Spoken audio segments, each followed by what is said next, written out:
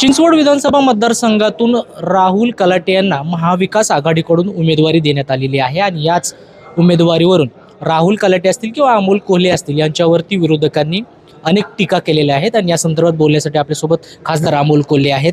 खरं तर तुम्ही या ठिकाणी आलेला आहात, तुमचे मित्र देखील सोबत आहेत. कशा पद्धतीने हे इलेक्शन जाणार आहे?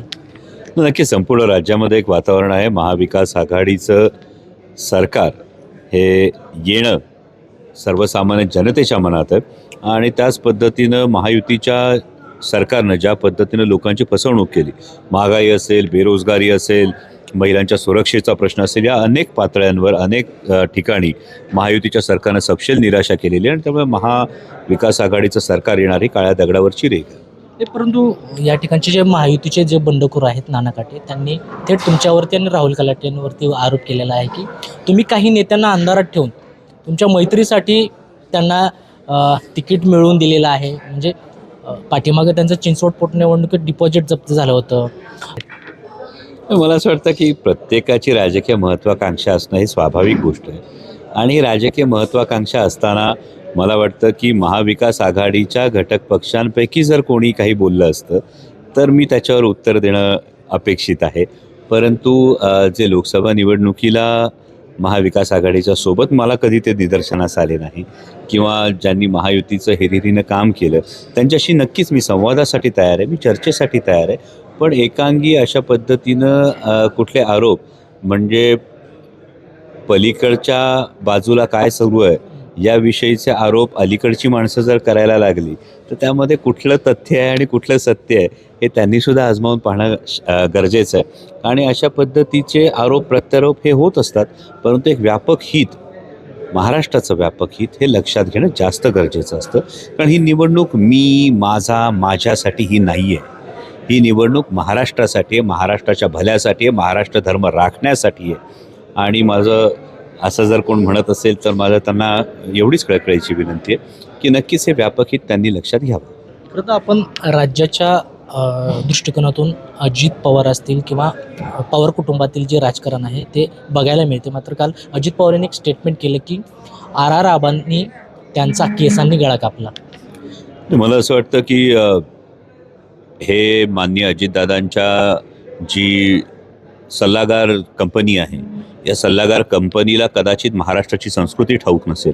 महाराष्ट्राची संस्कृती अशी आहे की खरं तर माणूस गेला की वैरसुद्धा संपतं. इथे तर वर्षानुवर्षाचे सहकारी होते आणि असं असतानासुद्धा त्याविषयी स्टेटमेंट येणं हा जर सल्लागार कंपनीचा सल्ला असेल तर मग त्या सल्लागार कंपनीला कोपरापासून दंडवत आहेत की ज्यांना महाराष्ट्राची संस्कृतीच ठाऊक नाही. परंतु एकीकडं बारामतीच्या सभेमध्ये अजित पवार भावनिक होतात, अगदी त्यांना गहिवरून येतं आणि त्यानंतर हे असं स्टेटमेंट करणं, असे अजित पवार यापूर्वी कधी दिसले होते तुम्हाला? हे बघा, मी आदरणीय दादांना ते गुलाबी जॅकेट घालत नव्हते तेव्हाच ओळखतो. ते गुलाबी जॅकेट घालायला लागल्यापासून माझं त्यांचा काही फारसा संवाद नाही, त्यामुळे त्यांच्याविषयी माझ्यासारख्या लहान कार्यकर्त्याने भाष्य करणं योग्य नाही. बारामतीमध्ये योगेंद्र पवार असतील की अजित पवार दिसतील? मला वाटतं बारामतीमध्येच नाही तर महाराष्ट्रामध्ये विचारधारा कोणती दिसेल हा जास्त महत्त्वाचा प्रश्न आहे. मी वारंवार सांगतो, ही निवडणूक व्यक्तींची नाही, ही निवडणूक विचारधारेची आहे. म्हणजे महाराष्ट्राचा स्वाभिमान दिल्लीच्या पायावर गहाण टाकणाऱ्या महायुतीला निवडून द्यायचं आहे की महाराष्ट्राचा स्वाभिमान राखणाऱ्या महाविकास आघाडीला निवडून द्यायचं आहे, ही विचारांची लढाई आहे. याला व्यक्तींच्या लढाईमध्ये नेऊ नका.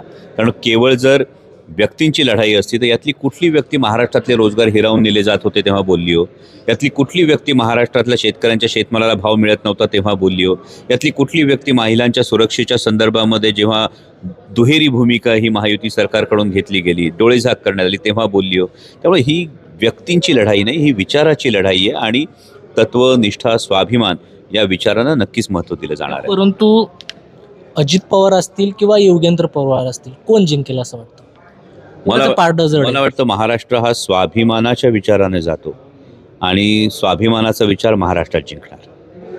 आपल्यासोबत राहुल कलाटे देखील आहेत. काल तुमच्यावरती ज्यावेळेस उमेदवारी अर्ज भरण्यासाठी गेला त्यावेळेस एक अदखलपात्र गुन्हा दाखल झालेला आहे, त्याविषयी तुम्ही काय सांगाल? नाही, त्या ठिकाणी आमच्या गावातला एक मुलगा जावेद खान म्हणून, त्याच्याबरोबर आमचा इथला एक स्थानिक भारतीय जनता पार्टीचा माजी नगरसेवक आणि जगता कुटुंबियातले काही लोक होते. तर मी फक्त त्याला एवढंच म्हटलं की बाळा तू प्रत्येक इलेक्शनला फॉर्म भरतो, पालिकेलाही भरतो, आमदारकीलाही भरतो, तर मोठी इलेक्शन कशाला असं वेड्यागत करतो. पण मला हे माहीत नव्हतं की तो वंचित आघाडीचा फॉर्म भरायला आला आहे. तो त्या ठिकाणी 1-1.5 तास उभा होता, महिलांच्या बाजूला उभा होता. मी त्याला म्हटलं तू पलीकडे उभा राहा, या ठिकाणी महिला उभ्या आहेत. ह्या ठिकाणी तेवढंच त्या ठिकाणी झालं. पण नंतर मला हे तुमच्या माध्यमातूनच कळलं की त्या ठिकाणी आलं कलपात्र गुन्हा झाला किंवा काय झालं. मला वाटतं कुठेतरी कालच्या जी शक्ती प्रदर्शन झालं किंवा माझ्याबरोबर आलेले जे नागरिक होते त्यांना पाहून कुठेतरी भारतीय जनता पार्टीच्या पायाखालची वाळू सरकली. तर राहुल कलाटे आणि अमोल कोल्हे या ठिकाणी आलेले आहेत. खरं तर हे दोघे खूप मैत्रीच्या पलीकडची त्यांची मैत्री आहे. अमोल कोल्हेच यांनीच महाविकास आघाडीतून राहुल कलाटे यांना तिकीट मिळवून दिलेलं आहे आणि ते आज त्यांच्यासाठी प्रचारात देखील उतरल्याचं पाहायला मिळते. कृष्णा पांचाळ, मुंबई तक, पिंपरी चिंचवड, पुणे.